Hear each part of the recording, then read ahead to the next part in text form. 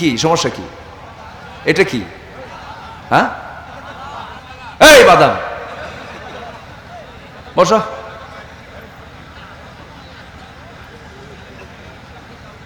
কি মুশকিল, ওর মধ্যে ঢুকছে এটা নিয়ে। এরা কি নামাজের মধ্যে কি বাদাম নিয়ে ঢোকে নাকি? এটা ইবাদতের জায়গা না, এটা বসেন, এটা ইবাদত তো, এটা কোরআনের দর্শ চলছে। এই বাদামওয়ালা, ওখান থেকে কোনো নড়াচড়া হবে না, কিন্তু ওখানে বসে। রাগ করলেন নাকি আপনারা? এটা কিন্তু ধমক না, এটা হচ্ছে মোহাব্বত।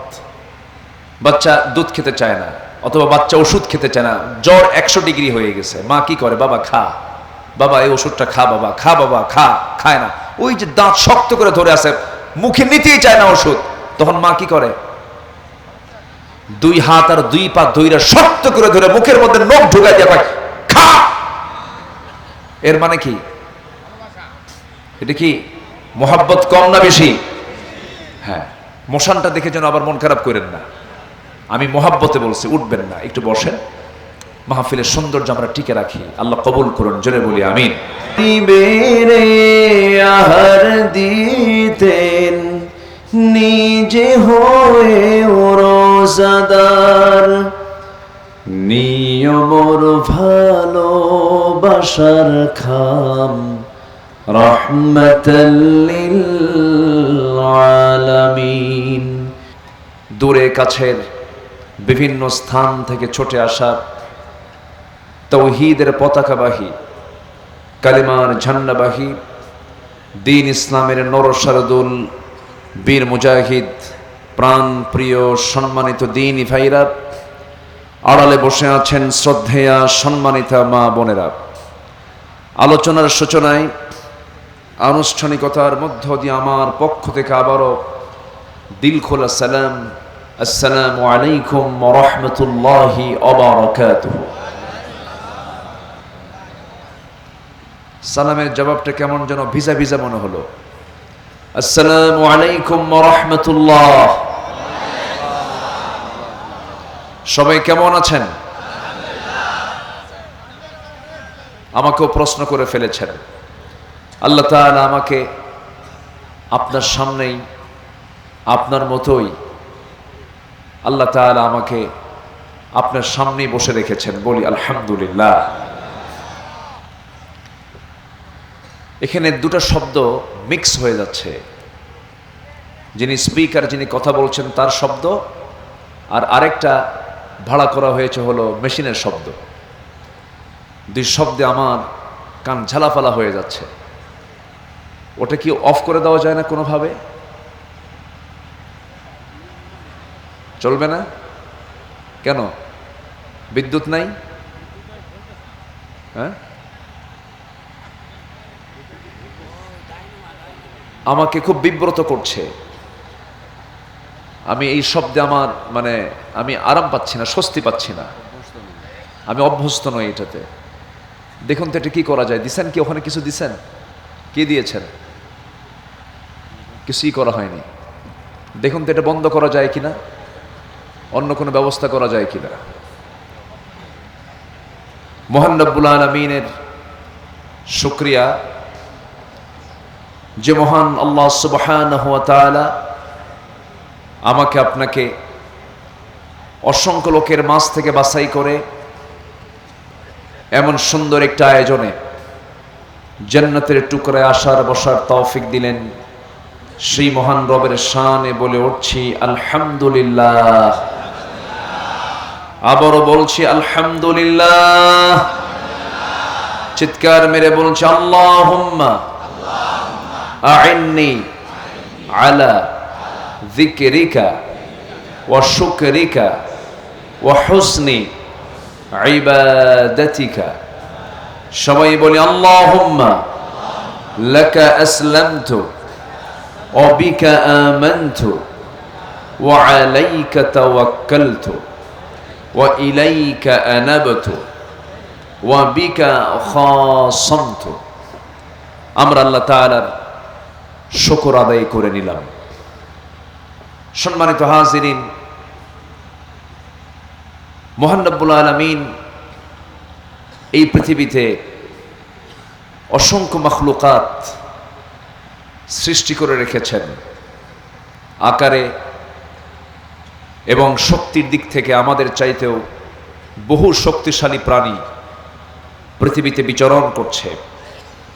জলভাগের বিশাল নীল তিমি, স্থলভাগের বিশাল বড় হস্তি, মন টন ওজন যাদের, এই অসংখ্য মাখলুকাতের মাঝে আল্লাহ তাআলা মানুষকে সবচাইতে বেশি সম্মান দিয়ে, সবচাইতে বেশি মর্যাদার আসনে সমাসীন করে আল্লাহ তাআলা বান্দাকে দুনিয়াতে পাঠিয়েছেন এবং সবচেয়ে সুন্দর করে মানুষকে সৃষ্টি করা হয়েছে। লাকাদ খালাকনাল ইনসানা ফি আহসানি তাকওয়িম, মানুষকে সবচাইতে বেশি সুন্দর আকৃতি দিয়ে সৃষ্টি করেছেন আল্লাহ তাআলা। শক্তির দিক থেকে মানুষের চাইতেও বহু শক্তিশালী প্রাণী পৃথিবীতে আছে, কিন্তু আল্লাহ তাআলা মানুষকে সকল প্রাণীর উপরে শ্রেষ্ঠত্ব দিলেন কেন? এর কারণ হলো আল্লাহ তাআলা মানুষের ভিতরে যে শক্তি দিয়েছেন, ইচ্ছা শক্তি, কর্মের শক্তি, বিবেক, সেন্স, কর্মের স্বাধীনতা এবং ভালো মন্দ বোঝার সক্ষমতা, যা অন্য কোনো প্রাণীকে দেওয়া হয়নি। এই জন্য পৃথিবীতে কোনো প্রাণীর বিচার হবে না, মৃত্যুর মধ্য দিয়েই তার সমাপ্তি ঘটবে। কিন্তু আল্লাহ তাআলা ওয়ামা খালাকতুল জিন্না ওয়াল ইনসা ইল্লা লিয়াবুদুন, জিন এবং ইনসানকে এই পৃথিবীতে পাঠিয়ে দেবার মূল লক্ষ্য হচ্ছে তার ইবাদত করার জন্য, তার দাসত্ব করার জন্য পাঠানো হয়েছে। এবং সেই ইবাদতের ব্যাপারে আল্লাহ তাআলা তাকে একদিন প্রশ্ন করে তার জন্য দুটা ঠিকানা বরাদ্দ রেখেছেন। একটা হলো জান্নাত, আরেকটা কি বলেন? আসতে বলেন, একটা জান্নাত আর একটা কি বলেন? জাহান্নাম। আমাদের জীবন চলার পথে আমাদের সবচাইতে বড় টার্গেট হবে, প্রায়োরিটি হবে, আমাদের মূল লক্ষ্য হলো আমাদের পেতে হবে জাহান্নাম না জান্নাত লাভ।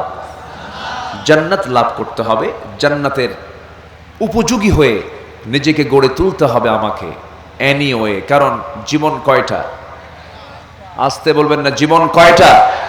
একটা জীবন সুন্দর করে সাজিয়ে নিতে হবে।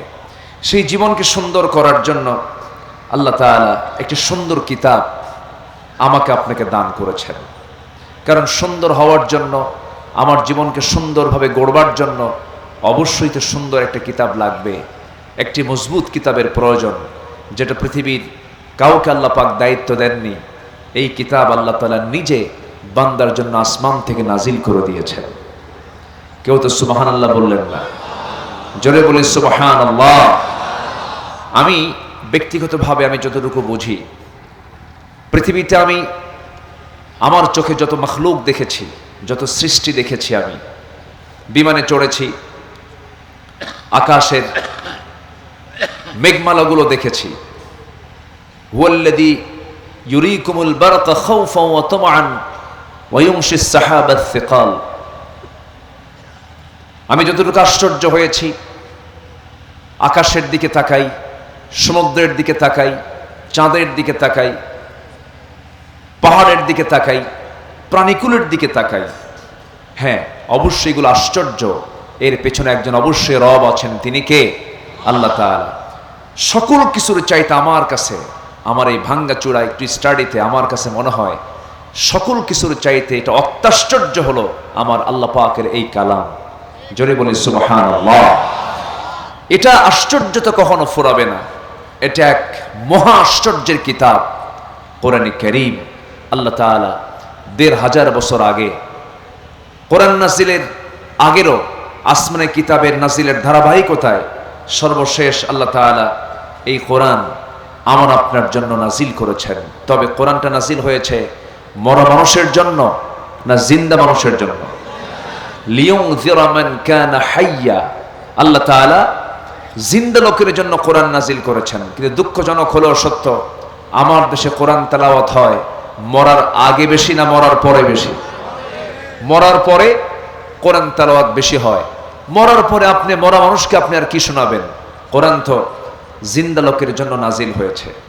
বুকটা ফেটে যায় তখনই যখন দেখি আমার দেশের আমার জন্মভূমি বাংলাদেশের 20 কোটি মানুষের 19.5 কোটি মানুষ যখন কোরআন সহি করে পড়তে পারে না, মাত্র 50 লাখ মানুষ, আমার ভাঙ্গা জরিপে আমি যতটুকু বুঝেছি মাত্র 50 লক্ষ মানুষ আমার দেশের মানুষ তারা কোরআনটা সহি করে পড়তে পারে। আর এই বিশাল একটি জনগোষ্ঠী যারা কোরআনটাকে সহি করে পড়তে পারে না। সম্মানিত উপস্থিতি, এটার জন্য শুধু ব্যক্তি দায়ী নয়, এটার জন্য রাষ্ট্র কোনো অংশে কম দায়ী নয়। আজকে 54 বছর যাবত মিনিস্ট্রি অফ এডুকেশন, শিক্ষা মন্ত্রণালয় তারা কাজ করেছে। নামাজ পড়া যেমন ফরজ, রোজা রাখা যেমন ফরজ, কোরআনটাকে সহি করে তেলাওয়াত করাও কি ফরজ। রুব্বা কারিন লিল কুরআনি ওয়াল কুরআনু ইয়ালআনুহু, কোরআন তাকে লানত দেয় যে কোরআনটাকে সহি করে পড়ে না। অথচ একটা কম্পালসারি বিষয়, এই জাতির মধ্যে কত বড় ঘাটতি। নামাজ পড়তে গেলেই তাকে সহি তেলাওয়াত লাগবে। মাত্র 50 থেকে 60 লাখ মানুষ হয়তোবা সব বড় জোর কোরআন পড়তে পারে সহিভাবে, আর বাকি লোক কোরআন পড়তেই পারে না। এই যে একটা সূক্ষ্ম ষড়যন্ত্র বাংলাদেশকে নিয়ে হয়েছে 54 বছর, জাতিকে কেমন করে প্রকৃতি ইসলাম শিক্ষা থেকে, দিন থেকে, তাহজিব তামাদ্দুন থেকে কেমনে সরিয়ে রাখা যায়, এই ষড়যন্ত্রের জাল আমরা ছিন্ন করতে চাই। আস্তফান কেন ছিন্ন করতে চাই? আমরা আলোকে ছড়িয়ে দিতে চাই, অন্ধকার দূর করতে চাই। কোরআন কেন নাজিল হয়েছে? কোরআনকে প্রশ্ন করুন, কোরআন বলো তোমার নাজিলের উদ্দেশ্য কি? এত বড় কোরআন শুধু নামাজের জন্য আল্লাহ পাক নাজিল করেন নাই। নামাজ পড়তে হবে, এই নামাজ শুধু পড়ার জন্য এত বড় কোরআন নাজিলের কোনো দরকার ছিল না। কোরআন কেন নাজিল হলো? আলিফ লাম রা কিতাবুন আনজালনাহু ইলাইকা লিতুখরিজান নাস মিনাল যুলুমাতি ইলান নূর। রাসূল, আমি আপনার প্রতি যে কোরআন নাজিল করেছি, এই কিতাব নাজিলের মূল উদ্দেশ্য হলো আপনি যেন অন্ধকারে নিমজ্জিত জাতিকে কোরআনের আলোতে আলোকিত করে যেন তাদেরকে জান্নাতের রাস্তায় তুলে দিতে পারেন। এই জন্য কোরআন নাজিল করেছি। আমার রাসূলের যে সময় জন্ম হয়েছিল সেই সমাজ কি ভালো ছিল? আসতে বলে ভালো ছিল?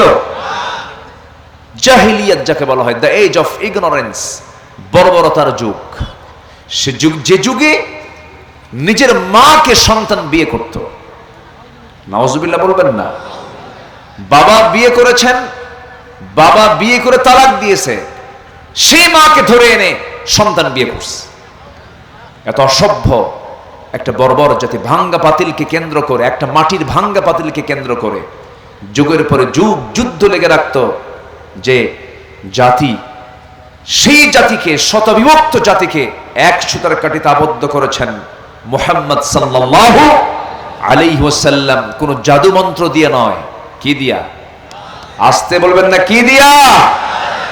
এই জাতিকেও অন্য কোন তন্ত্র মন্ত্র দিয়ে ভালো করা সম্ভব হবে না।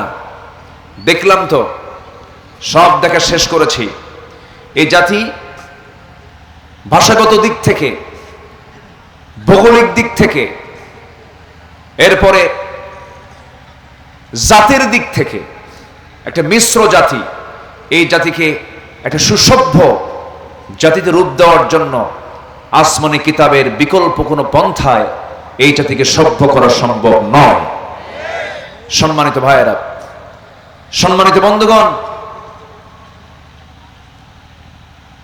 রাসূল যে যুগে জন্ম নিয়েছিলেন সেই যুগে আমরা শুনেছি মদের কারবার হতো, মদের বোতল নিয়ে তারা বসে থাকতো, জেনা ছিল, সুদের কারবার ছিল। কিন্তু আমরা এমন ইতিহাস পাইনি যে 3 বছরের শিশুকে ধর্ষণ করা হয়েছে। আমরা এমন ইতিহাস আমরা পড়িনি যে মরা লাশ কবর থেকে তুলে ধর্ষণ করা হয়েছে।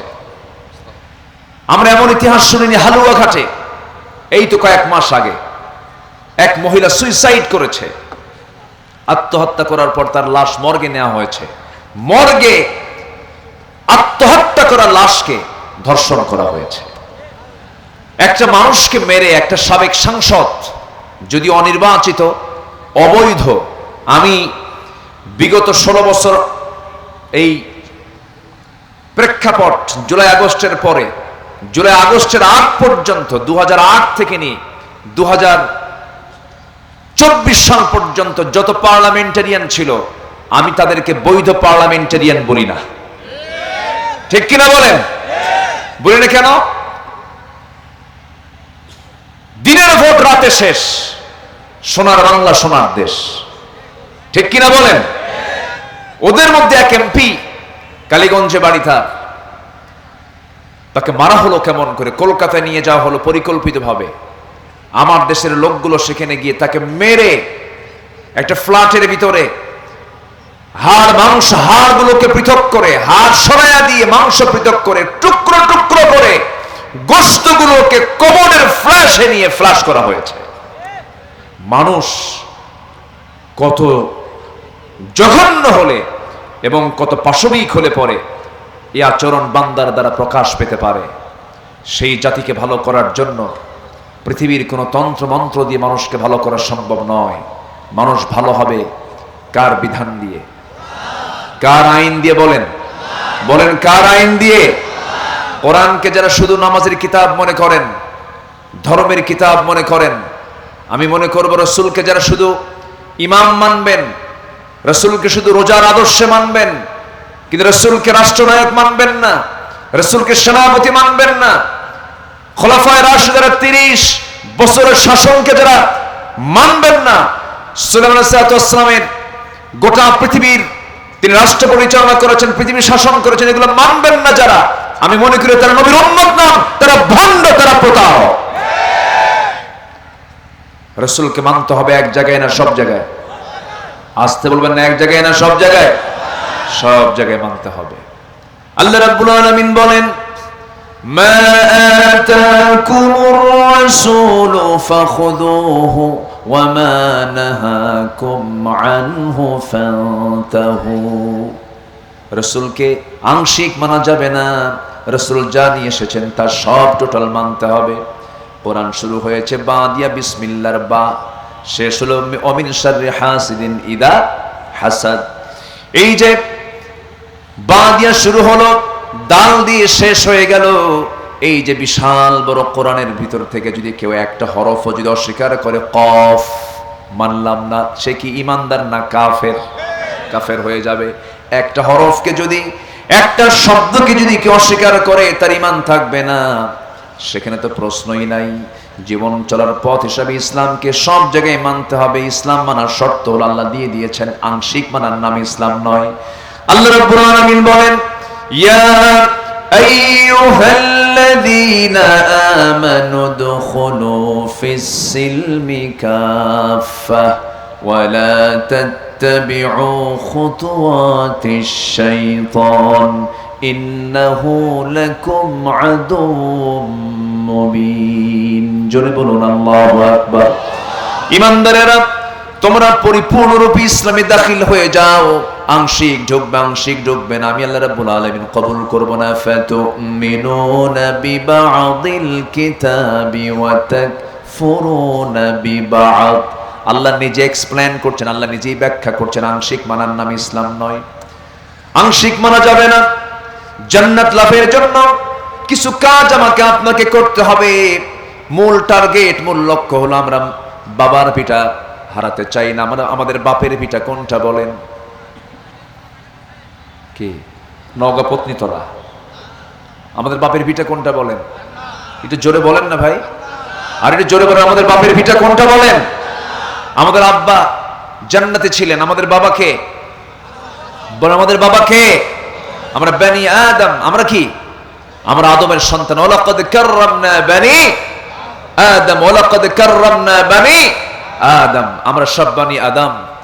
তো আল্লাহ পাক আমাদেরকে প্রথমে জান্নাতে রেখেছিলেন, চলে আসছে দুনিয়ায়, আমরা আবার বাপের ভিটায় ফিরে যাব। কেউ তো ইনশাআল্লাহ বললেন না। নামাজ না পড়লে হবে? হ্যাঁ, নামাজ না পড়লে হবে? এটা প্রশ্ন করব, বলুন তো, আমার দেশে নামাজি বেশি না ইমানদার বেশি?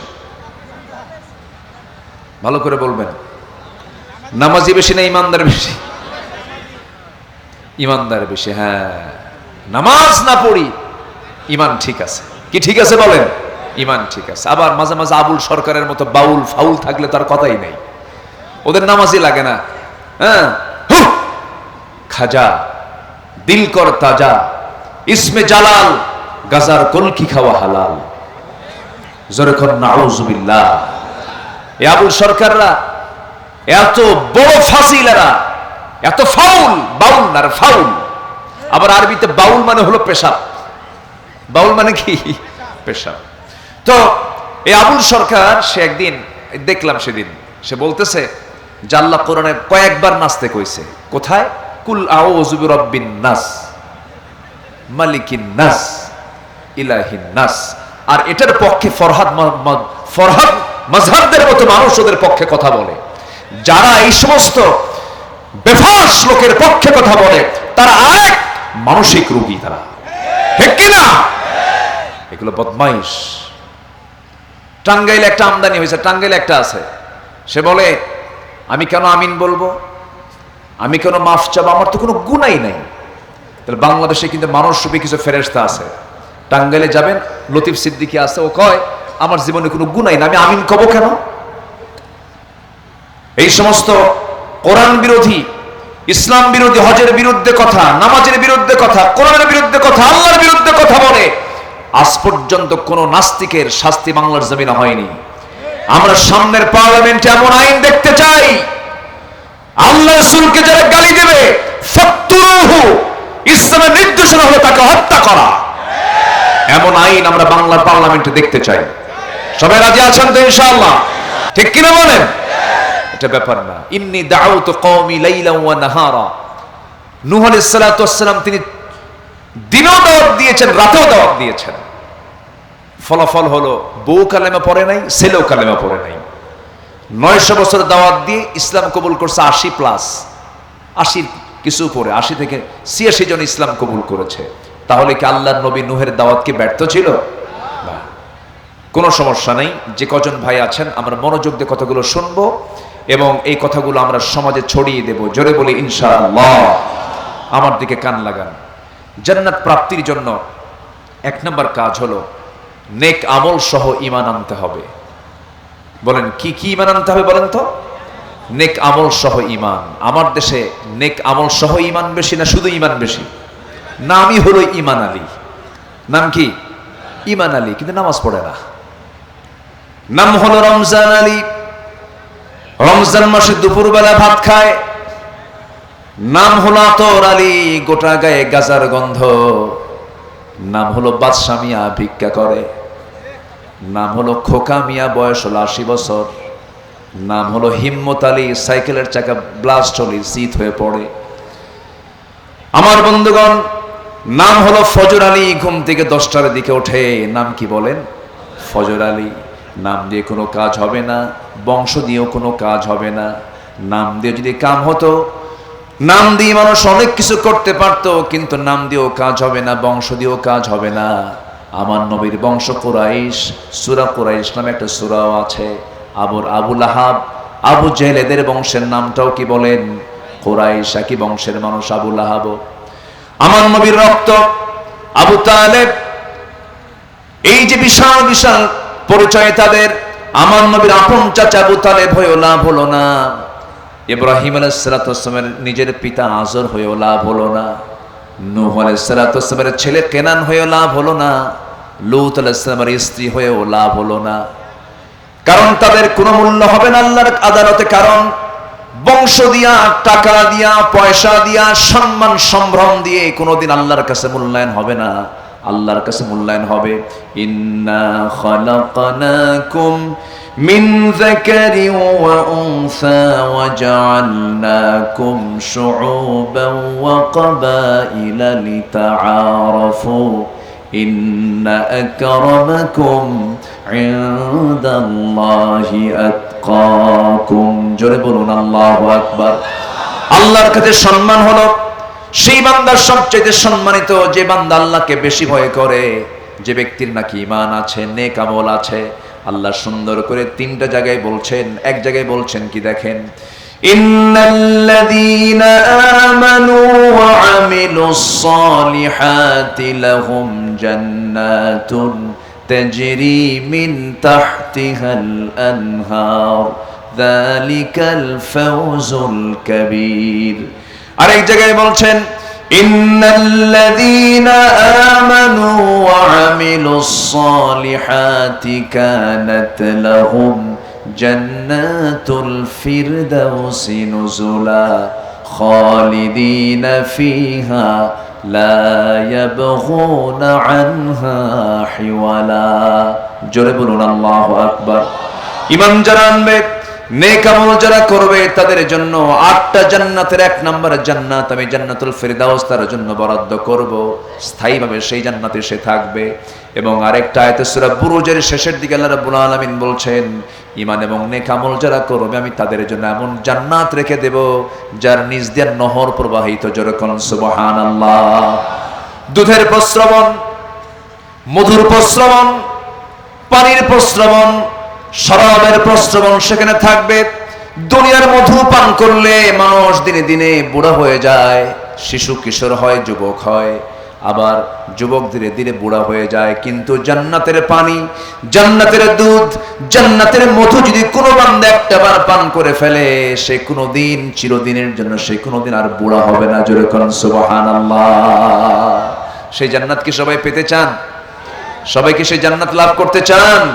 তাহলে জান্নাতের লাইনই থাকতে হবে। আল্লাহ কবুল করুন, জোরে বলি আমিন। আমি কি আলোচনা চালাবো? দুই একজন করে এর মধ্যে আবার ওঠা বসা করেন, এটা কেন? একটু বসেন, কেউ উঠবেন না, নড়াচড়া করবেন না। আমি খুব লম্বা সময় নিয়ে যে কথা বলবো তাও না, একটু বসুন, ধৈর্য ধরুন। অনেক কথা আছে, 15টা পয়েন্ট আমি ফাইন্ড আউট করে একটু হালকা ব্যাখ্যা দিয়ে আমি আলোচনার সমাপ্তির দিকে আস্তে আস্তে যাব। একটু সময় দিতে হবে, তাফসীর মানেই তো একটু সময় লাগে। তাফসীর মানেই তো এক্সপ্লেন, ব্যাখ্যা।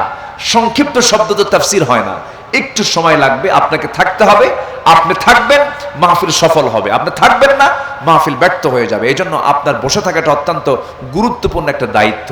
আপনার বসে থাকা আগে না ধৈর্য আগে? বলেন কি আগে? ধৈর্য আগে। ধৈর্য নিয়ে বসে থাকতে হবে।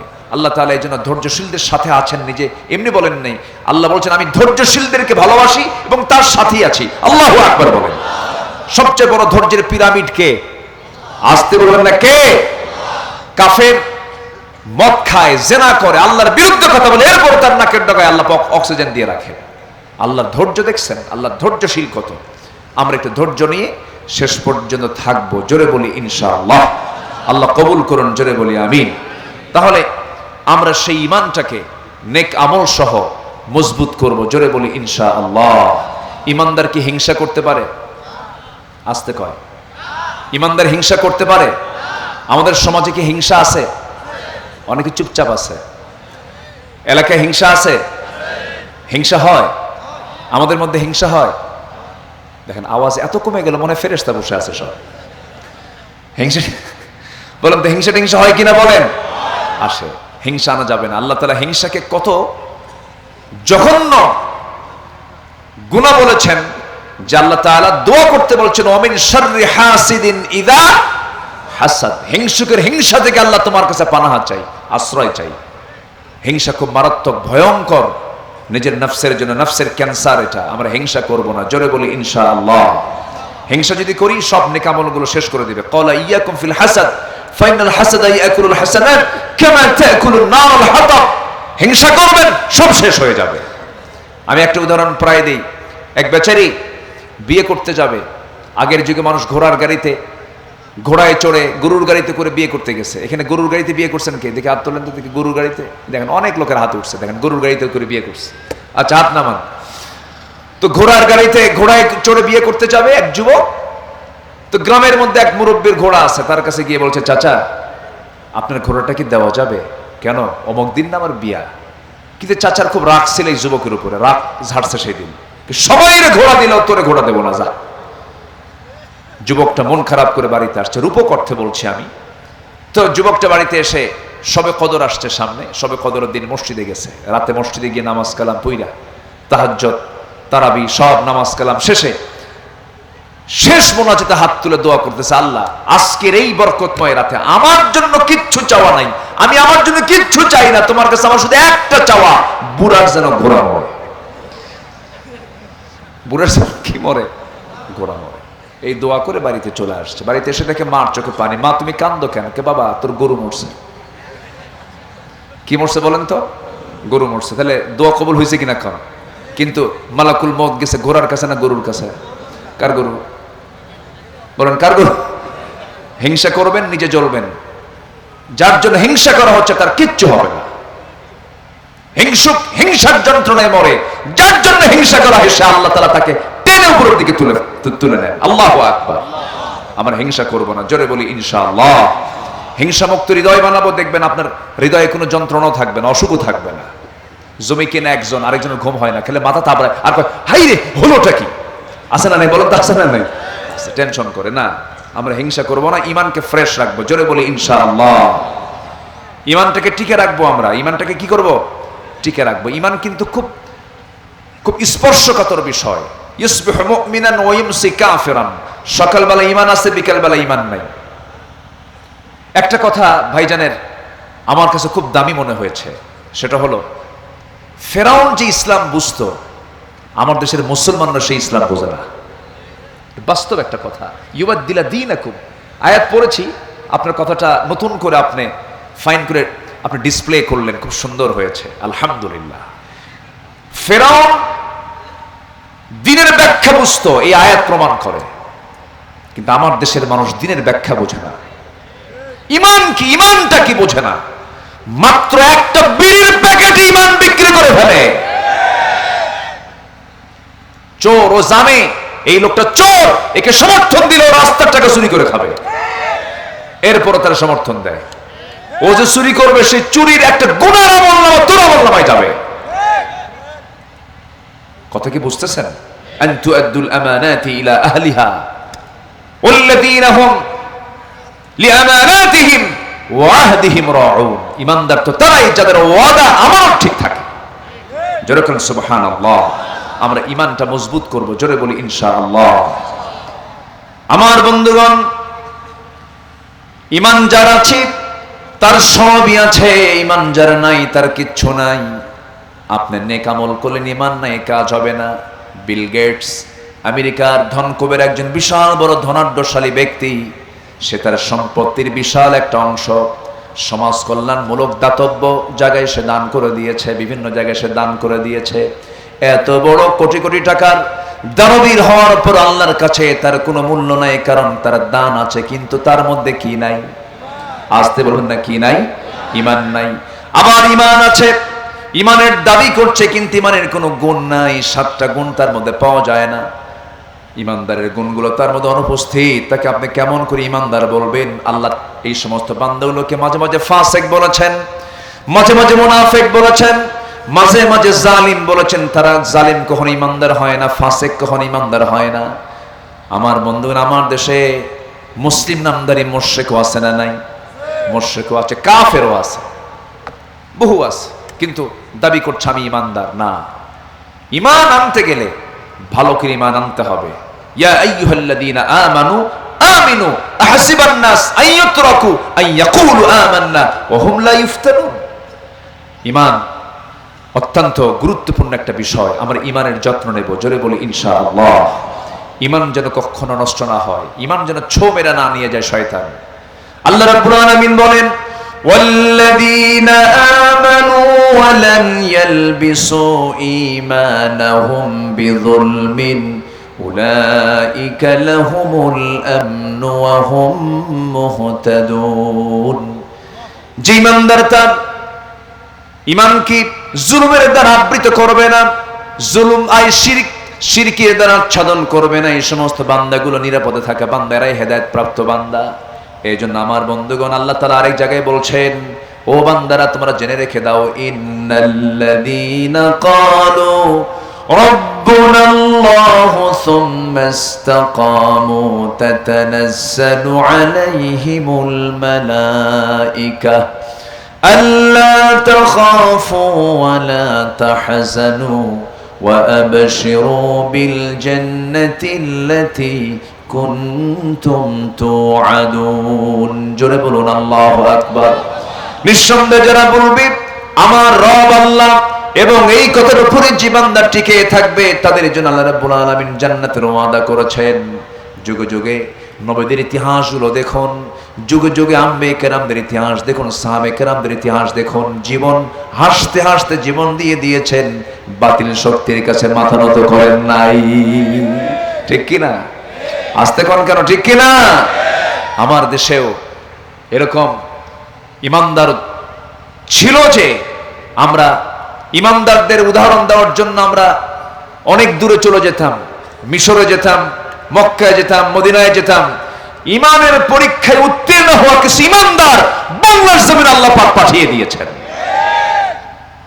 সম্মানিত ভাইয়েরা, সম্মানিত বন্ধুগণ, আল্লামা সাঈদ রাহিমাহুল্লাহ 2009 সালে আমার জীবনের ফার্স্ট হজের সফর, আর আল্লামা সাঈদ রাহিমাহুল্লাহর লাস্ট হজের সফর। ওই সময় উনি হজে গিয়েছেন। নতুন সরকার তখন, অবৈধ সরকার তখন গঠন হয়, ট্রাইব্যুনাল গঠন হচ্ছে, টিপাইমুখীবাদের আন্দোলন চলছে, টিপাইমুখীবাদের বিরুদ্ধে আন্দোলন চলছে। ঠিক সেই সময় উনি হজে গিয়েছেন রয়্যাল গেস্ট হয়ে। আল্লাহ পাক আমাকেও নিয়েছিলেন। তো আমরা তাকে বললাম, হুজুর দেশের অবস্থা খুবই খারাপ, শোচনীয়, গেলেই আপনাকে গ্রেফতার করতে পারে। উনি মুস্কি হাসি মেরে বললেন, সাইদি পালায় থাকে না। আমার দেশের জনগণ, আমার কর্মী, আমার দেশের মানুষ সেই দেশে পড়ে থাকবে। একই চেতনায়, একই আদর্শ লালন করে সেই কর্মীগুলোকে তুই আমি পালায় থাকবো, এই চরিত্র সাইদির হতে পারে না। উনি জানতেন আমাকে গ্রেফতার করা হবে, এরপরও দেশে এসেছেন। তার মৃত্যুর রাতের আগের মুহূর্তটাও ছিল কান্না না হাসি? বলেন, কান্না না হাসি? হাসি। ইমানদারদের কিছু সিমটম এগুলো। একটা মুহূর্তের জন্য তিনি কখনো অসন্তুষ্ট ছিলেন না। আমি খুব কাছ থেকে আমি কিছু ফিল করেছি তার কিছু বিষয়গুলো। আজ থেকে 25 বছর আগে তিনি বলেছিলেন, গাছের গোড়ায় নাড়া দেব, মামু বাড়ি দিল্লি গিয়ে পড়বা। কথার ওয়েট দেখেছেন এবং আল্লাহ তাআলার কবুলিয়াত দেখেছেন। এই ঠিক একই শব্দ চয়নের পুরো বাস্তব রূপ আল্লাহ পাক ফুটিয়ে তুলেছেন। কলকাতায় যায় নাই, ত্রিপুরায় যায় নাই, আগরতলায় যায় নাই, আসামের গুয়াহাটি পড়ে নাই, ইউপিতে পড়ে নাই, রাজস্থান, চেন্নাই কোথাও পড়ে নাই, শ্রীলঙ্কা, নেপাল, ভুটান কোথাও পড়ে নাই, বোনের বাড়ি লন্ডন যায় নাই, বিয়ে বেড়ে আমেরিকাও পড়ে নাই, সোজা মামু বাড়ি দিল্লি গিয়ে পড়েছে। সম্মানিত ভাইয়েরা, সম্মানিত বন্ধুগণ, আমরা বাঁচবো কয়দিন? বাঁচবো, মরেই তো যাব। জীবন কয়টা? অতএব মরতেই যখন হবে, আমরা ইমানি হালাত নিয়ে ইমানটাকে লালন করে আমরা মরতে চাই। বাতিল শক্তির কাছে কখনো মাথা নত করতে, ইমান কখনো বিক্রি করে দিতে পারবো না। ছোট্ট একটা ইতিহাস মনে পড়লো আমার, বলি। দুটো ইতিহাস মনে পড়লো, দুজন সাহাবীর। এক সাহাবীর বাড়ি হলো মক্কা এবং মদিনার ঠিক মাঝখান বরাবর। এই ছেলে, কি বসো। রাগ করলেন নাকি আপনারা? এটা কিন্তু ধমক না, এটা হচ্ছে মোহাব্বত। বাচ্চা দুধ খেতে চায় না, অথবা বাচ্চা ওষুধ খেতে চায় না, জ্বর 100 ডিগ্রি হয়ে গেছে, মা কি করে? বাবা খা, বাবা এই ওষুধটা খা, বাবা খা, বাবা খা, খায় না। ওই যে দাঁত শক্ত করে ধরে আছে, মুখে নিতেই চায় না ওষুধ, তখন মা কি করে? 2 হাত আর 2 পা ধইরা শক্ত করে ধরে মুখের মধ্যে নখ ঢুকাই দিয়ে কয় খা। এর মানে কি? এটা কি মোহাব্বত কম না বেশি? হ্যাঁ, মোশনটা দেখে যেন আবার মন খারাপ করেন না। আমি মোহাব্বতে বলছি, উঠবেন না, একটু বসেন। মাহফিলের সৌন্দর্য আমরা টিকে রাখি, আল্লাহ কবুল করুন, জোরে বলি আমিন। সম্মানিত ভাইয়েরা, মক্কা এবং মদিনার ঠিক মাঝখান বরাবর তার বাড়ি। নাম হচ্ছে আব্দুল্লাহ। নবীজির দাওয়াত পেলেন, টকবকে যুবক, সুন্দর চেহারা। নবীর দাওয়াত পেয়ে কালিমা পড়লেন। সুবহানাল্লাহ বলবেন না? অথচ আবু জেহেলের বাড়ি নবীর থেকে কয় মাইল দূরে? হ্যাঁ, সাথী বাড়ি, কিন্তু কালেমা জোটে নাই। কোথাকার সালমান আল ফারসি, পারস্যের মানুষ, কত দূর থেকে সে রাসূলকে চিনে কালেমা পড়লেন, লা ইলাহা ইল্লাল্লাহ। অনেকে কয়, হুজুর কপালটা খুব ভালো হতো যদি নবীর যুগে জন্ম হতো, নবীকে দেখতাম, আমার ঈমান আনতাম, কি সুন্দর হতো। এরকম অনেকে গল্প করে না? তখন আমি বলি, তুই যদি আবু জেহেল হইতি, কি কথা বলছ, তুই যদি আবু জেহেল হইতি তাহলে কি হতো? না, আমরা উম্মতে মুহাম্মাদি, আমাদের সম্মান অনেক। বলি আলহামদুলিল্লাহ, জোরে বলি আলহামদুলিল্লাহ। সবচাইতে কোন উম্মতের দাম বেশি? উম্মতে মুহাম্মাদের দামটা সবচাইতে বেশি। এবং উম্মতে ওয়াসাতাল লিতাকুনু শুহাদা আলান নাস, আল্লাহু আকবার বলে। সম্মানিত ভাইয়েরা, তুই যুবক ইসলাম কবুল করলেন, বাপটা মারা গেছে জন্মের আগেই, চাচার নিয়ন্ত্রণে তিনি মানুষ হয়েছেন। চাচার কাছে সংবাদ চলে গেছে আব্দুল্লাহ নাকি দিন থেকে বের হয়ে গেছে, মানে ধর্ম থেকে বের হয়ে গেছে, মানে কি তাদের ধর্ম বাদ দিছে। বলল, শুনলাম আব্দুল্লাহ কি জানি কি করছো, বাপদাদার ধর্মে নাকি চুনকালি মেরেছ। বলতেছে, না, বাপদাদারটাই ভুল ছিল, আমি সঠিক পথে আসছি। সুবহানাল্লাহ বলবেন না? বাপদাদারটা কি ছিল? ভুল ছিল, আমি যেটা আসছি এটাই হলো রাইট। আল্লাহু আকবার বলেন। চাচা বলতেছে, শোনো, এত কিছু বুঝি না, বাদ দিতে হবে। আমাদের ঐতিহ্য সম্মান নষ্ট করা যাবে না। আমাদের একটা মান সম্মান আছে, হাসবুনা মা ওয়াজাদনা, আছে না একটা আয়াত আছে না, যে আমার বাপ দাদা যা চলে করে গেছে এটাই যথেষ্ট। সঙ্গে সঙ্গে আব্দুল্লাহ বলছে, চাচা আমি আপনাকে কালিমার দাওয়াত দিতে চাই, আপনিও কালিমা পড়েন, আমি আপনাকে খুব ভালোবাসি।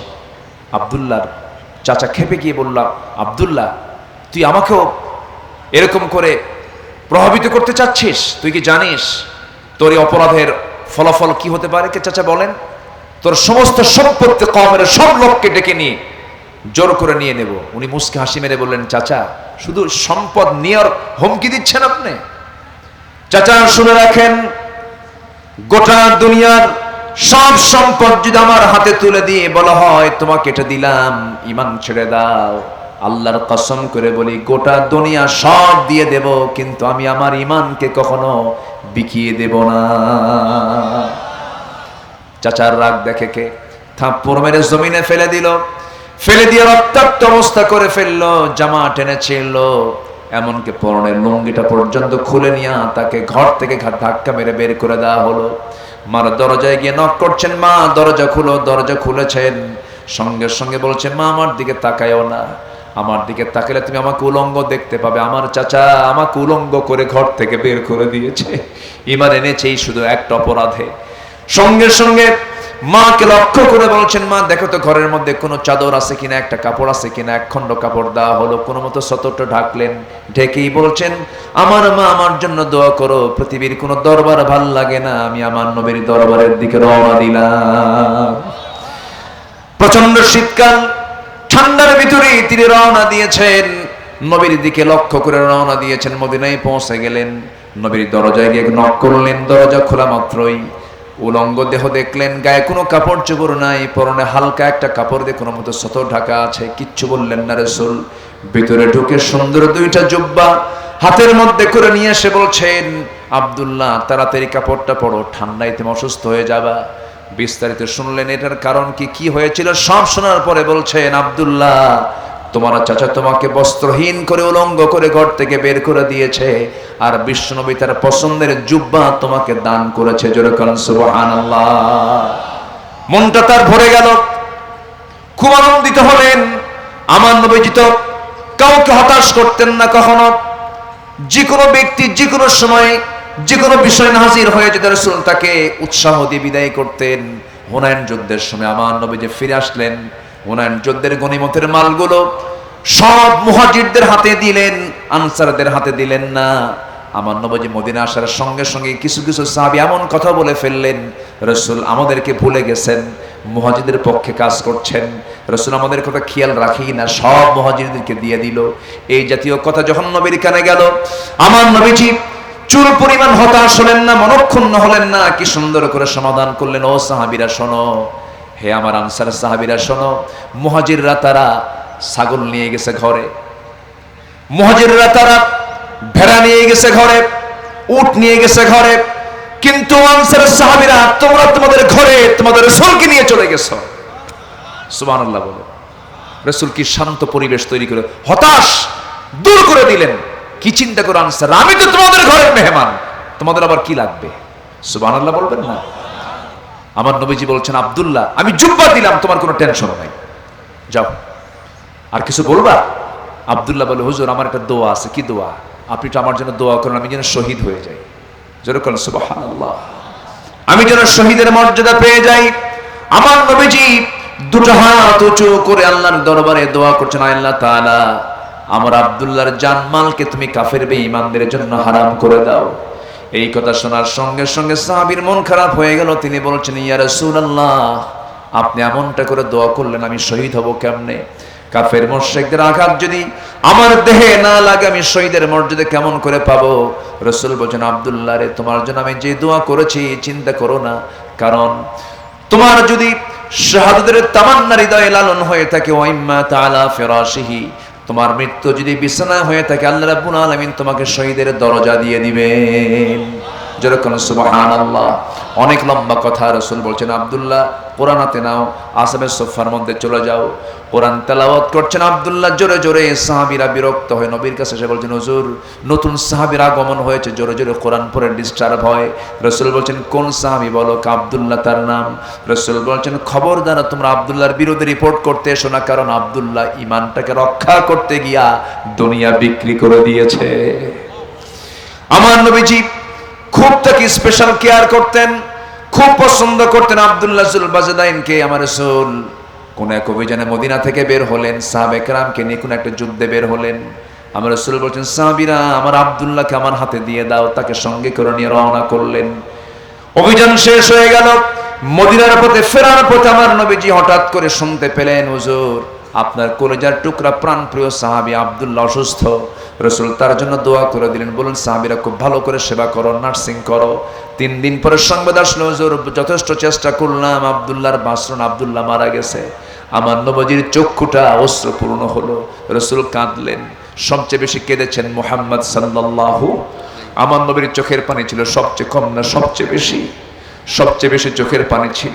রাসূল যখন সিজদায় চলে যেতেন, জায়নামাজ ভিজে যেত। আমার নবীজি সবচাইতে বেশি বেশি আমার তার উম্মতের জন্য কেঁদেছেন। আমার নবীজি বললেন, ও সাহাবীরা আমার আব্দুল্লাহ মারা গেছে, জানাজার আয়োজন করো। ওর জানাজা কেউ পড়াবে না, আমি রাসূল নিজে তার জানাজা পড়াবো। জানাজা শুরু হয়ে গেল, রাসূল জানাজা পড়ালেন। জানাজা শেষ হলো। রাসূল বলছেন, সাহাবীরা আমার আব্দুল্লাহ কবর তোমরা কোথায় খনন করেছো? হুজুর 2 পাহাড়ের চিপায়, আমাকে নিয়ে চলো। রাসূল চলে গেলেন কবরের সামনে গিয়ে আবেগ আপ্লুত হয়ে বলছেন, সাহাবীরা আমার আব্দুল্লাহর কবরে আজকে আমি কাউকে তার লাশ নামতে দেব না, নামাতে দেব না, আমি নিজে নামবো। আমার নবীজি নিজে কবরে নামলেন। নামার পরে বলছেন, আবু বকর ডানে নামো, ওমর বামে নামো। আমার নবীজি হাত দুটো গায়ে দিয়ে বলছেন, ও আমার সাহাবীরা আমার কলেজার টুকরা আব্দুল্লাহর লাশটা আমার হাতে তুলে দাও। রাসূল লাশটা হাতে তুলে নিলেন। বলছেন, আবু বকর মাথাটা ধরো, ওমর পাটা ধরো। রাসূল আস্তে করে কবরে শোয়া দিলেন। বুকের উপরে হাত রেখে আবেগ আপ্লুত হয়ে বলছেন, ও আকাশের মালিক আল্লাহ, আব্দুল্লাহ সারা জীবন যা করেছে সব কাজে আমি সন্তুষ্ট, এখন মুহূর্ত পর্যন্ত আমি সন্তুষ্ট, তুমি আব্দুল্লাহকে মাফ করে দাও। এই দোয়া যখন করছিলেন, ওই বিশাল বড় যুদ্ধ বিজয়ী বীর সাদ বিন আবি ওয়াক্কাস রাদিয়াল্লাহু তাআলা আনহু, যিনি সমুদ্র পাড়ি দিতে নিয়ে ঘোড়া চালিয়ে দিয়েছিলেন, কিন্তু ঘোড়ার খুর পর্যন্ত সমুদ্রের পানি স্পর্শ করে নাই, সেই সাদ বিন আবি ওয়াক্কাস চিৎকার মেরে মেরে পাগলের মতো বারবার বলছেন, আহারে আমার বড় পোড়া কপাল, আজকে আমি যদি জীবিত সাদ না হয়ে যদি কবরের বাসিন্দা হতাম, আমার জীবনটা বড় ধন্য হতো। যে কবরবাসীকে বিদায় জানানোর জন্য পৃথিবীর সেরা 3 জন মানুষ তারা কবরে নেমে যায়। জোরে কোন সুবহানাল্লাহ। এত সম্মান, এত মর্যাদা, এত ইজ্জত আমার রাসূল তাকে দিয়েছেন কেন? এর মূল কারণ হলো ঈমানটাকে অত্যন্ত দাম দিয়ে তিনি কিনেছেন। দুনিয়া বিক্রি করে ঈমানটা তিনি কিনে নিয়েছেন, ঈমানটা তিনি লালন করেছেন। এই জন্য জান্নাত প্রাপ্তির জন্য 1 নম্বরে যে করণীয়, 1 নম্বর যে কাজ, নেক আমল সহ আমরা ঈমান আনবো। রাজি আছেন তো? সবাইকে রাজি আছেন? জোরে বলি ইনশাআল্লাহ। আরো জোরে বলি ইনশাআল্লাহ। নাম্বার 2 হলো তাকওয়া অবলম্বন করা। কি অবলম্বন করা বলেন? তাকওয়া অবলম্বন করা। তাকওয়াটা কি? তাকওয়া মানে হলো বেঁচে থাকা, হারাম কাজ থেকে নিজেকে গুটিয়ে রাখা, আল্লাহ রাব্বুল আলামিন তাকওয়ার ব্যাপারে বহু কথা বলেছেন। কোরআনের প্রথম মেসেজ, প্রথম আল্লাহ পাক বক্তব্য শুরু করেছেন তাকওয়া দিয়া, হুদাল লিল মুত্তাকিন আল্লাযীনা ইউমিনুনা বিল গায়ব ওয়া ইউকিমুনাস সালাহ ওয়া মিম্মা রাযাকনাহুম ইউনফিকুন। আল্লাহ পাক মুত্তাকিদের গুণগুলো প্রথমে শুরু করেছেন। প্রথম ওয়াজ আল্লাহ পাক মুত্তাকিদের করেছেন। প্রথম ওয়াজ কি বলেন? মুত্তাকিদের না করেছেন। আল্লাহ রাব্বুল আলামিন মুত্তাকি যারা তাদেরকে জান্নাত দিতে চেয়েছেন, ওয়াদা করেছেন ইন্নাল মুত্তাকিনা ফি জান্নাতিন নাঈম ফাকিহিনা বিমা আতাহুম রাব্বুহুম ওয়া ওয়াকাহুম রাব্বুহুম আযাবাল জাহিম। জোরে বলুন আল্লাহু আকবার। আমার বন্ধুগণ, সেজন্য মুত্তাকি আমরা হব। জোরে বলি ইনশাআল্লাহ, আরো জোরে বলি ইনশাআল্লাহ। মুত্তাকিটা কি একটা এক্সাম্পল দিলে খুব সহজ হবে। একজন খলিফা ছিলেন, তার নাম হলো ওমর বিন খাত্তাব। কয় নাম্বার খলিফা বলেন তো? কয় নাম্বার খলিফা? 2 নাম্বার খলিফা। ওমর ফারুকের নাম শুনছেন তো সবাই? বহুদিন আগে এক মাহফিলে বললাম যে ওমর ফারুককে চিনেন কে? সামনে থেকে এক ছোট্ট ছেলে দাঁড়ায় বলে, হুজুর আমি ওমর ফারুককে চিনি। কে? আমাদের বাড়ির দোতলায় ভাড়া থাকে। এই ওমর কিন্তু সেই ওমর না, এটা হচ্ছেন সেই ওমর যে ওমরের ব্যাপারে ভারতের শ্রী মহাত্মা গান্ধী পর্যন্ত বলতে বাধ্য হয়েছেন যে এই শতাব্দীতে অশান্ত পৃথিবীকে শান্ত করার জন্য মুসলমানদের ওমরের মতো একটা শাসক দরকার। ওমরের শাসন নিয়ে এখনো গবেষণা হয়। একজন সফল রাষ্ট্রনায়ক ছিলেন ওমর ফারুক রাদিয়াল্লাহু তাআলা আনহু। সাম্যতার মূর্ত প্রতীক তিনি ছিলেন।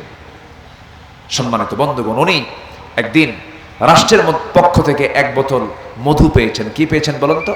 মধু পেয়েছেন। মধুগুলো নিয়ে বাড়িতে আসলে, দুটো ভাগ করো, 5টা ভাগ করে আমরা একটা ভাগ নেব আর বাকি 4 ভাগ প্রতিবেশীকে দেব। মধুর বোতল দেওয়ার একটু পরই বলছেন আমি তোমাকে ভাগ করতে দেব না, বোতলটা আমার হাতে ফেরত দিয়ে দাও, আমি তোমাকে দেব না, অন্য কেউ ভাগ করবে। আচ্ছা বলেন তো, এরকম আচরণ যদি আমাদের বউয়ের সঙ্গে আমরা করি কি হতে পারে? আপনাদের ভাবসাব দেখে মনে হচ্ছে সবার বউ মনে রাবিয়া বসরি। হবে কিছু, হবে কিছু, হবে কি অ্যাকশন হবে, কিছু বহুত কিছু হয়ে যাবে। 39 বছরের সংসার, আজ পর্যন্ত তুমি আমাকে বিশ্বাস করতে পারলে না, কত কি হবে। কিন্তু উনি তো ওমর ফারুকের স্ত্রী, উনি চুপচাপ, একটু মন তো খারাপ হবেই, বোতলটা দিয়ে দিলেন, হ্যান্ড ওভার করলেন, ব্যাক করলেন। উনি মধুটা নিয়ে এক প্রতিবেশীর ঘরে চলে গেলেন। প্রতিবেশীর ঘরে গিয়া ওই প্রতিবেশীকে ডাক দিয়ে বলছেন, প্রতিবেশী শোনো, এই যে মধুর বোতল তোমাকে দিলাম, সমান 5টা ভাগ করবে, একটা ভাগ আমাকে দেবে, বাকি 4 ভাগ তোমরা 4 জন নিয়ে নিবা। ওনার অংশের মধুগুলো নিয়ে বাড়িতে এসে গিন্নিকে ডাক দিয়ে বলছে, গিন্নি আমার, আমি তোমাকে দারুণ ভালোবাসি, আমি তোমাকে মোহাব্বত করি, ট্রাস্ট করি, কোনো সন্দেহ নাই। আমার সন্তানগুলো তুমি লালন পালন করো, আমি রাষ্ট্র দেখি, তুমি পরিবার দেখো, সন্তানগুলো দেখো, তোমার বিশাল অবদান আমার পরিবারে আছে। আমি তোমাকে সন্দেহ করে মধুর বোতলটা আমি তোমার হাত থেকে নেই নাই, কিন্তু নিয়েছি কেন? তুমি যখন মধু ভাগ করতে যাবে সমান ভাগে ভাগ হবে, কিন্তু মধু তো তরল জিনিস, মধু ভাগ করতে নিয়া ওই তরল জিনিস হাত দিয়ে যখন ভাগ করতে যাবে, কিছু অংশ হাতে 1 ফোঁটা হোক, 2 ফোঁটা হোক, 3 ফোঁটা হোক, মধু তোমার হাতে লেগে যাবে। এই 2 ফোঁটা 3 ফোঁটা মধু, এই অংশটুকু আমাদের ভাগে বেশি আসুক এটা চাই নাই মনে করে মধুভোগের দায়িত্ব আমি অন্যের কাঁধে চাপায়া দিয়েছি। এটার নাম তাকওয়া। এটার নাম কি বলেন? তাকওয়া। ওমর ফারুক বসে আছেন, রাষ্ট্রের কিছু খেজুর এসেছে কার্টুন ভরা, সেই কার্টুন ভরা খেজুরের মধ্যে ওমর ফারুকের ছোট্ট ছেলে, ছোট্ট বাচ্চা, নাবালক সন্তান হাত দিয়ে খেজুর একটা তুলে নিয়ে মুখের মধ্যে তুলে নিয়েছেন। ওমর ফারুক করলেন কি, ছেলেকে, সন্তানকে জোর করে টেনে নিয়ে মুখের মধ্যে নখ ঢুকায়া সেই খেজুরটা বের করে দিয়ে বলছে, মার সন্তান, মার কোলে যা, মার সন্তান, মার কোলে যা। সন্তানকে পাঠায়া দিয়েছে, মার কাছে গিয়ে কান্নাকাটি করে বলছে, আব্বা আমার সঙ্গে এমনটা করলো। কিছুক্ষণ পর খলিফা নিজে ঢুকলেন, স্ত্রী বলছেন, স্বামী আমার, আমরা তো খেজুরের অংশ পাবোই, ভাগের একটা অংশ আমরা পাবো, সেখান থেকে নয় একটা দুইটা খেজুর কম নিতাম। সন্তানের মুখ থেকে খেজুর তুলে নেওয়ার কি দরকার ছিল, বের করে নেওয়ার কি দরকার ছিল? ওমরে ফারুক বলছেন, স্ত্রী আমার মন খারাপ করবে না, মন খারাপ করবে না, আমার তো সন্তানের প্রতি দরদ আছে, কিন্তু যে খেজুরটা সে মুখে নিয়েছিল ওই খেজুর যে আমার ভাগে আসবে তার গ্যারান্টি কি? সুবহানাল্লাহ বলা যাবে না ভাই? এটার নাম তাকওয়া। এটার নাম কি বলেন? তাকওয়া। ওমরে ফারুক রাদিয়াল্লাহু তাআলা আনহু রাতের বেলা জনগণকে দেখতে গেছেন। হঠাৎ করে রাতের আধারে নীরব পরিবেশে ছোট্ট একটা কুড়ে ঘর থেকে দুইটা মহিলার গুনগুন গুনগুন করে মোকালামা, কনভারসেশন আসতেছিল, কথোপকথন হচ্ছিল, মা মেয়ের সঙ্গে গল্প চলছিল। মা বলছে, মেয়ে আমার, দিনের বেলা যে দুধ পেয়েছি সেই দুধ এত কম হয়েছে, দুধ বিক্রি করে বাজার হবে না, পানি মিক্স করো, পানিটা এখানে দিয়ে দাও। এবার মেয়ে বলছে, মা এটা আমার দ্বারা সম্ভব না, কারণ ওমরের শাসন মারাত্মক, ভয়ঙ্কর শাসন, কোনো ক্রমে জানতে পারলে বিশাল বড় শাস্তি হয়ে যাবে, এটা আমার দ্বারা সম্ভব না। এবার মা বলছে, ওমরের প্রশাসন তো এই জায়গায় কেউ দেখবে না, অন্ধকারে পানি দিবা। এবার মেয়ে বলছে, মা ওমরের প্রশাসন নয় না দেখলো, কিন্তু আমার আল্লাহ তাআলা এই তো অপকর্ম দেখতে পাবেন, আমার দ্বারা সম্ভব হবে না।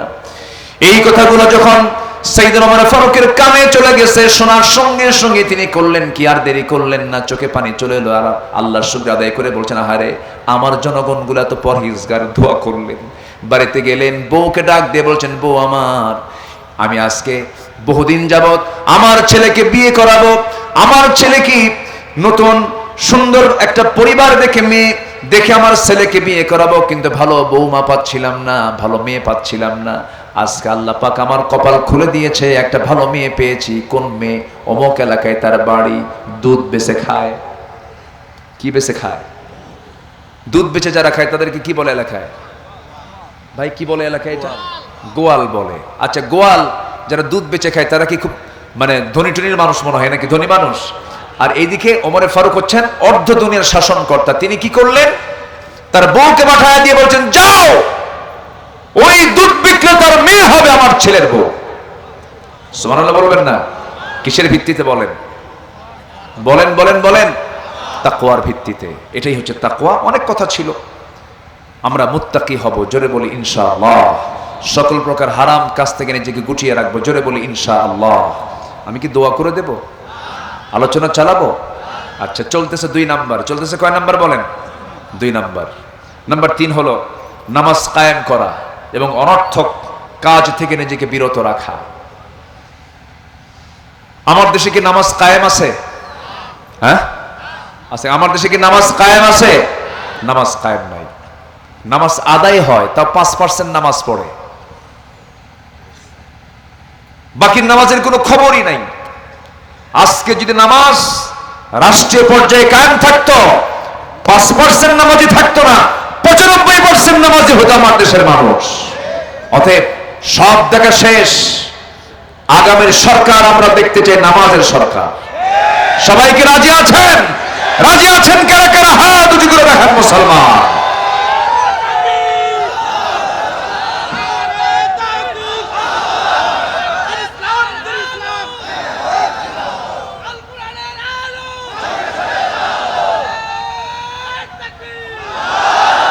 আল্লাহ কবুল করুন, জোরে বলি আমিন, আরো জোরে আমিন। জাহান্নামে যাবার 1 নম্বর কারণ হলো নামাজ ছেড়ে দেওয়া, এবং সবচাইতে বেশি শাস্তি দেবেন আল্লাহ তাআলা ওই বান্দাকে যে নামাজ নষ্ট করেছে। যেই পরিবেশে গেলে নামাজ থাকে না, সেই পরিবেশে যাওয়া জায়েজ নাই। যেই দলে নামাজের কোনো এজেন্ডা নাই, নামাজের কোনো কর্মসূচি নেই, সেই কর্মসূচিতে কোনো বান্দার অংশগ্রহণ করাও জায়েজ নাই। নামাজ সবচাইতে বড়, ছেড়ে দেওয়া সবচাইতে বড় অপরাধ। আমরা নামাজ পড়বো, জোরে বলি ইনশাআল্লাহ, আর জোরে বলি ইনশাআল্লাহ। এই শুক্রবারের আগের শুক্রবার বেলা 10:30টার দিকে ভূমিকম্প হয়েছিল, মনে আছে আপনাদের? ভূমিকম্প হয়েছিল। সবচেয়ে বেশি কোথায় ছিল বলেন? ঢাকায়, নরসিংদীর মনোহরদী ওই অঞ্চল থেকে।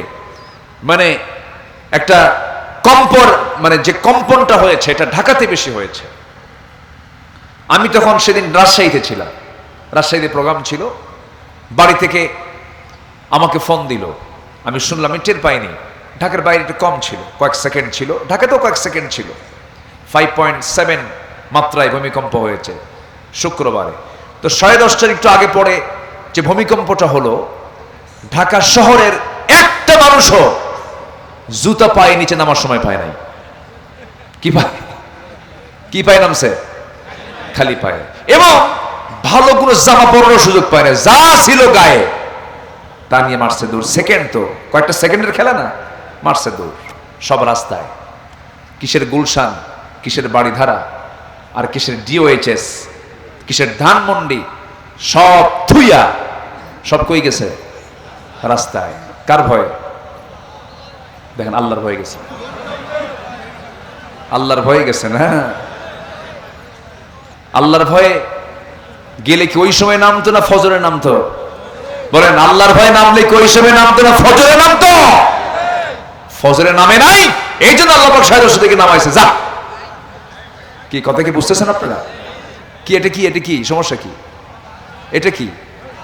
হ্যাঁ, এই বাদাম বসো।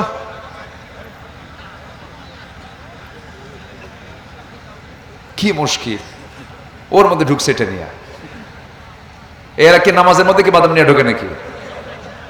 এটা ইবাদতের জায়গা না? এটা বসেন, এটা ইবাদত তো। এটা কোরআনের দর্শ চলছে।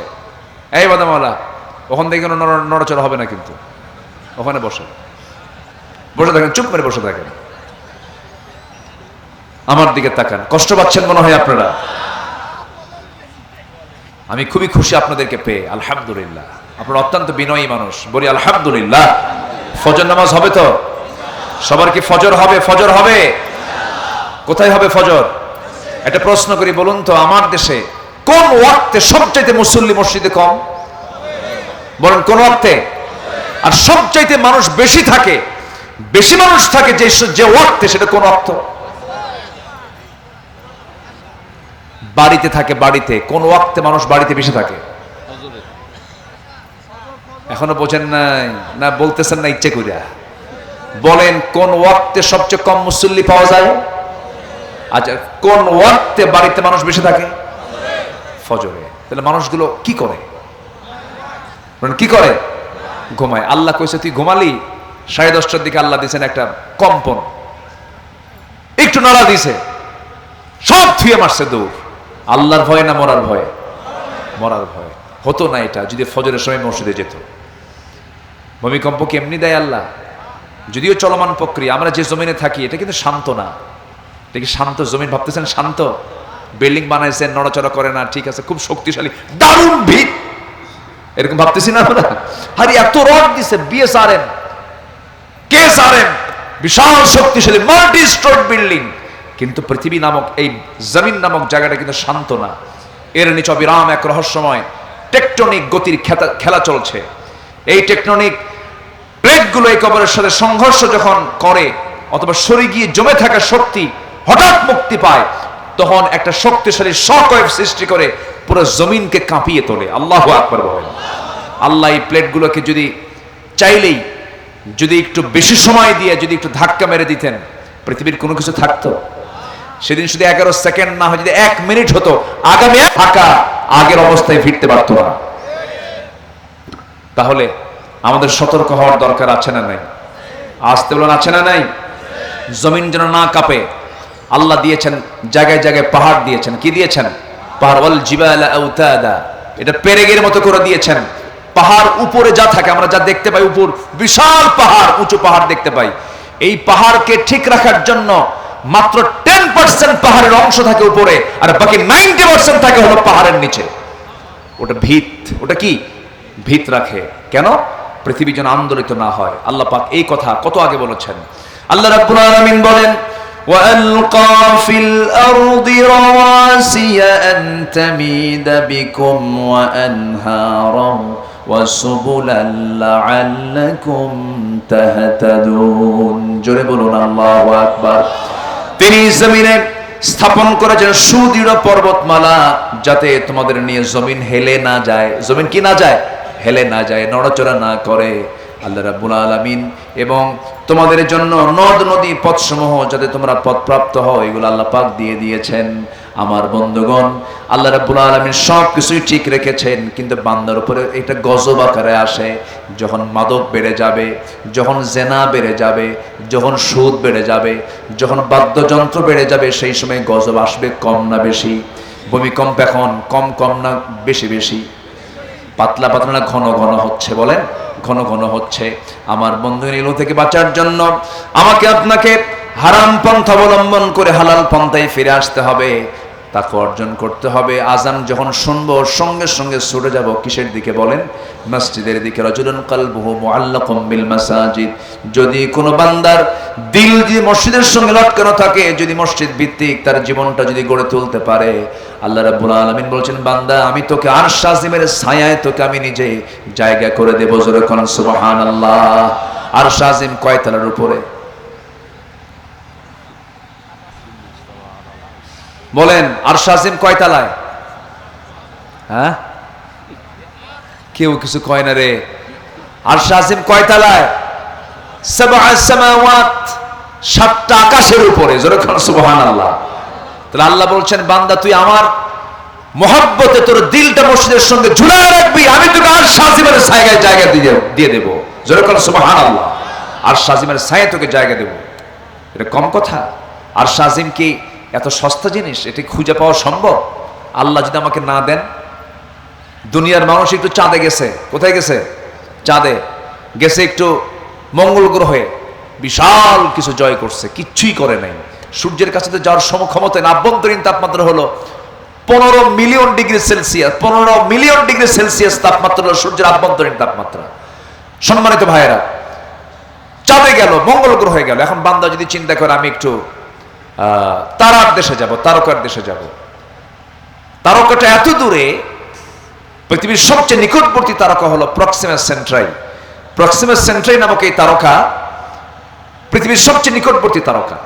যদি কেউ ইচ্ছা করে যে আমি একটু তারকার দেশে যাব, পৃথিবীর কোনো কপ্টার অথবা বিমান নিয়ে যাওয়া সম্ভব নয়, নভোযান দিয়ে চেষ্টা করতে পারে।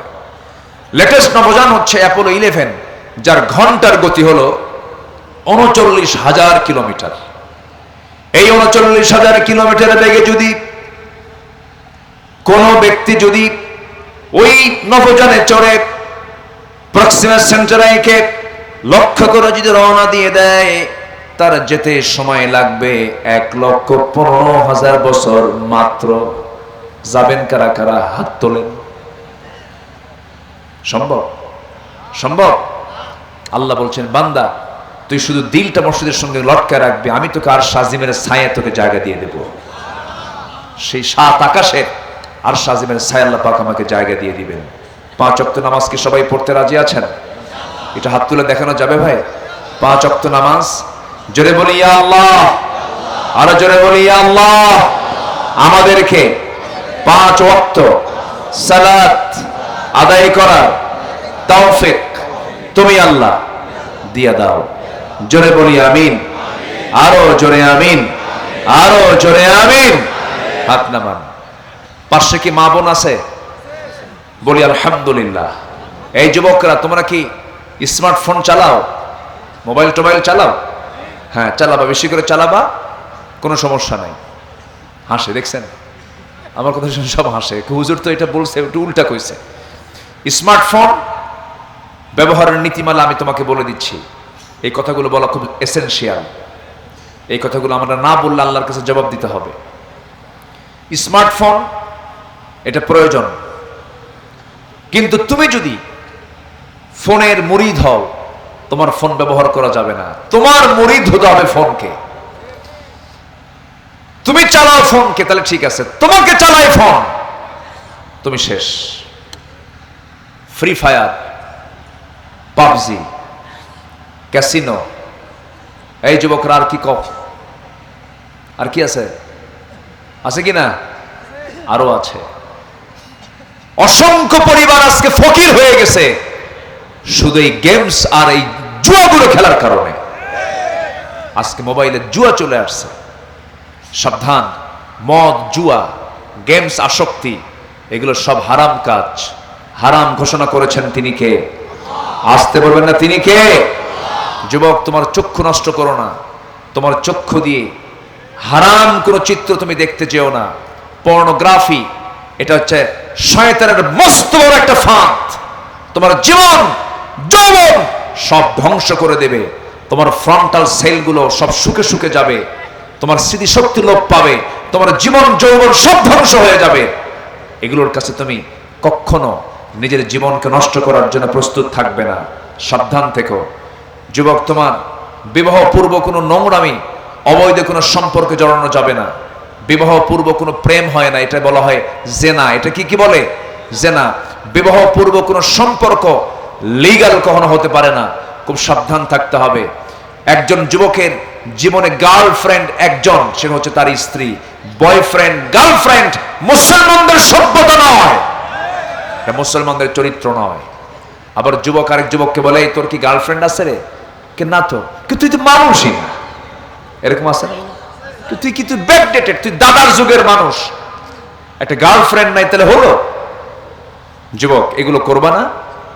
বিবাহের প্রয়োজন হলে সোজা বাড়িতে প্রস্তাব দিয়ে ফেলবে। বাড়িতে বলবে, আব্বাকে বলবে, মাকে বলবে, আব্বা বিয়ে করাও। যুবকরা কিচ্ছু কয় না। কি? কিছুই কয় না। আমার কথা ঠিক আছে কি না? না, কাম হবে না। এরা বিয়ে শাদী করবে না। বিয়ে শাদীর দরকার আছে না নাই? আসতে বলবেন না, আছে না নাই? আছে। বিয়েই পারে হলো ইমানকে রক্ষা করতে। আর নিকাহু নিসফুল ঈমান। রাসূল বিয়েকে সহজ করেছেন। বিয়ে যখন সহজ হয়ে যায় তখন জেনা কি হয়ে যায়?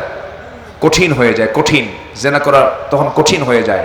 কিন্তু আজকের সমাজে বিয়েটাই কঠিন হয়ে গেছে, জেনাটা কি হয়ে গেছে? সহজ হয়ে গেছে। আমরা যুবকদেরকে আহ্বান করব, চরিত্রকে সুন্দর করার চেষ্টা করো। চরিত্র সুন্দর হলে, সুন্দর চরিত্র নিয়ে তুমি সবার আগে জান্নাতে চলে যাবে। হুসনে খুলক, এটার ওজন সবচেয়ে বেশি হবে হাসরের দিন।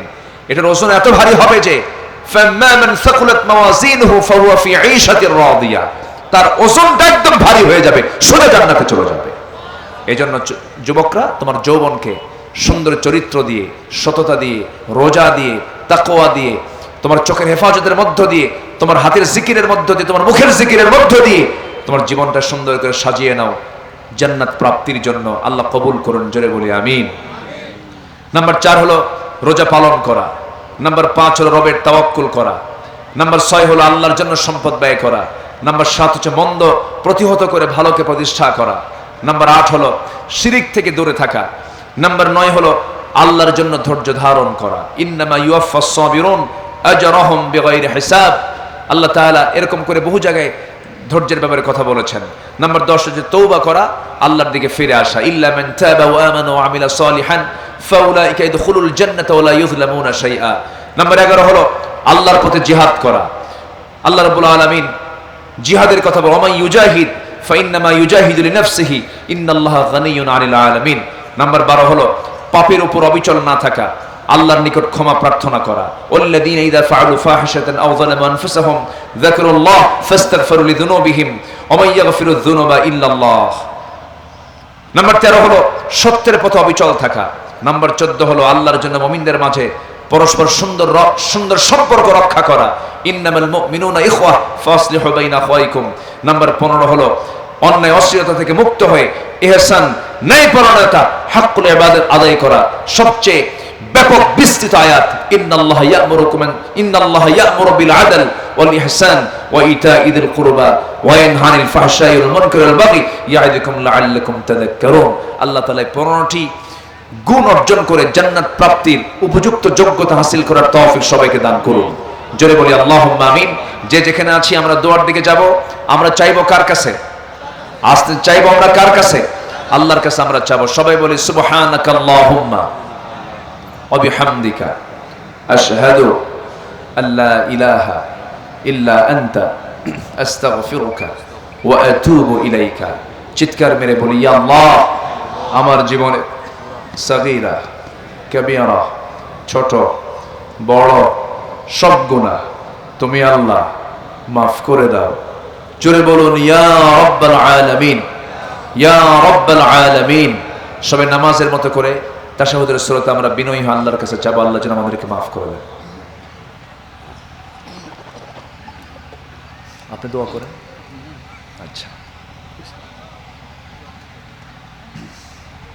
আল্লাহুম্মা আমিন। ربنا ظلمنا أنفسنا وإن لم تغفر لنا وترحمنا لنكونن من الخاسرين لا تزغ قلوبنا بعد إذ هديتنا وهب لنا من لدنك رحمة إنك أنت الوهاب গভীরাত নিঝুম রাত, ঝিমানো রাত্রিতে চাঁদের মতো হাজারো মুসলমান নরনারী নিয়ে তোমার কালামের 2-3টা আয়াতকে সামনে রেখে জান্নাত প্রাপ্তির জন্য কি করণীয় কাজগুলো আছে এই বিষয়ে কিছু ইঙ্গিত দিয়ে তোমার শাহী দরবারে দুটো হাত পেতেছি। গুনার দিকে নজর দিও না, বান্দা মনে করে তামাম জিন্দেগীর সমস্ত গুনাহগুলোকে মাফ করে দাও। জনম দুঃখিনী মা যান দুনিয়া থেকে বিদায় নিয়েছেন, জিন্দেগীর গুনাহগুলো মাফ করো, কবরগুলোকে জান্নাতের টুকরা বানায়া দাও। আব্বা আম্মার জন্য কি দোয়া